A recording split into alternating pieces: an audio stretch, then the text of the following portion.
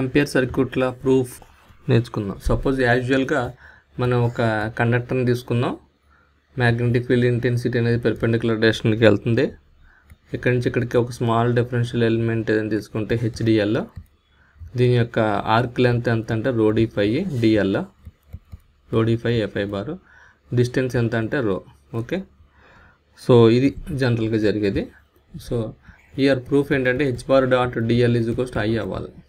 Okay, ఈ this infinite line due to this infinite line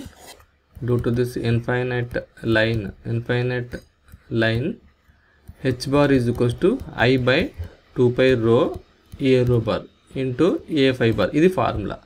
so ఈ ఫార్ములాని మనం ఇందులో సబ్స్టిట్యూట్ చేస్తే హెచ్ బార్ బదులు ఐ బై 2 పై రో ఏ రో బార్ కాదు, I by 2 pi rho into a phi bar. అలాగే డిఎల్ అంటే మనం ఆల్రెడీ రాసాం, rho d phi a phi bar.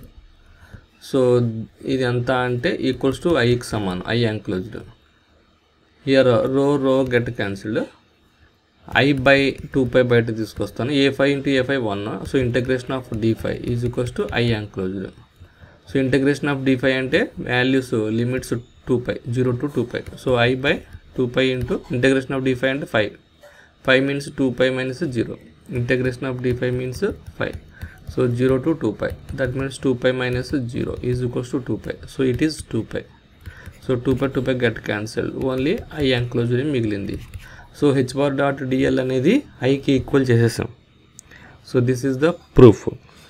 Proof says that integral of h bar dot dl along a closed path gives the direct current enclosed by that path. Okay, so H bar dot డిఎల్ని మనం ఇలాగ integrate చేస్తే టోటల్గా వచ్చేది కరెంట్తో సమానం, direct కరెంట్తో సమానం అనేది చెప్తున్నాం ఇప్పుడు. అంతే సింపుల్.